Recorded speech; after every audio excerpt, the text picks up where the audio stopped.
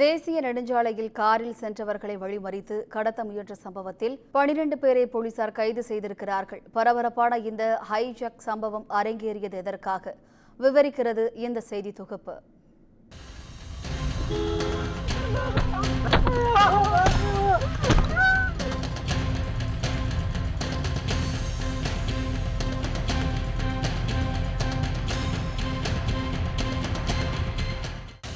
June 14ஆம் தேதி நள்ளிரவு நேரம் கோவை மாவட்டம் மதுக்கரை எல்&டி பகுதியில் தமிழகம் கேரளா நெடுஞ்சாலையில் நள்ளிரவில் தனது சொகுசு காரில் பயணித்துக் கொண்டிருந்தார் கேரள மாநிலம் எர்ணாகுளத்தை சேர்ந்த அஸ்லாம் சித்திக்.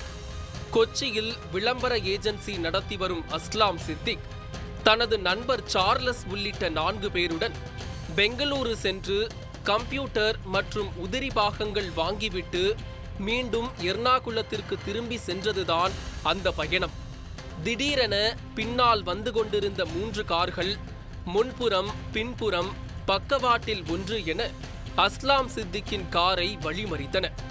என்னவென்று சுதாரிப்பதற்குள் அந்த கார்களில் இருந்து இறங்கிய 10க்கும் மேற்பட்டோர் கொண்ட கும்பல் அஸ்லாம் சித்திக்கின் கார் கண்ணாடியை உடைத்ததோடு அவரையும் தாக்கி காருடன் ஹைஜாக் செய்ய முயன்றிருக்கிறார்கள்.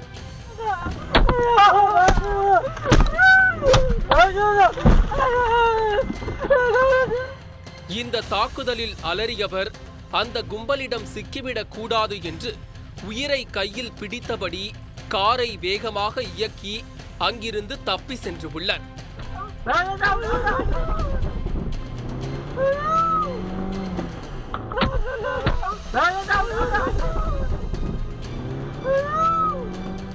ஆனாலும் அந்த மர்ம கும்பல் கார்களில் பின்தொடர்ந்து உள்ளது. அஸ்லாம் சித்திக் காரை அருகில் இருந்த சுங்கச்சாவடிக்கு ஓட்டி சென்றதோடு அங்கு இருந்த போலீசாரிடம் உதவி கோரியுள்ளார். இதனை பார்த்ததும் அஸ்லாம் சித்திக்கை பின்தொடர்ந்த மர்ம கும்பல் அங்கிருந்து காரில் தப்பி சென்றது. இதனை அடுத்து கடத்தல் முயற்சி மற்றும் தாக்குதல் குறித்து அஸ்லாம் சித்திக் மதுக்கரை காவல் நிலையத்தில் புகார் அளித்தார். மேலும் மர்ம கும்பல் தாக்கியது குறித்து அவரது காரில் இருந்த சிசிடிவியில் பதிவாகி இருந்த காட்சியையும் அளித்தார்.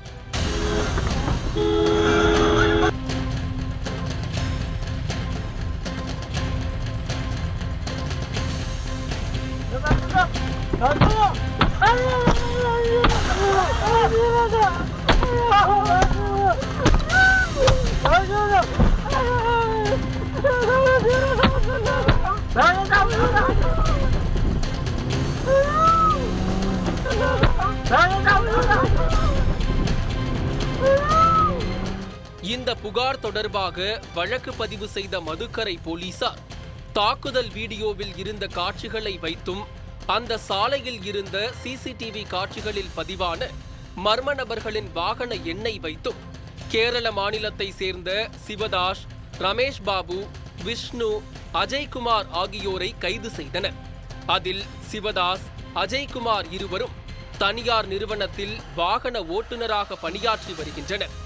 விஷ்ணு இந்திய ராணுவத்தில் பணியாற்றிய நிலையில் விடுமுறையில் வீட்டுக்கு வந்தவர் மீண்டும் பணிக்கு செல்லாமல் இருந்து உள்ளார். பெங்களூருவில் இருந்து கேரளா நோக்கி செல்லும் காரில் ஹவாலா பணம் கடத்தி வருவதாக ரகசிய தகவல் இந்த கும்பலுக்கு கிடைத்திருக்கிறது.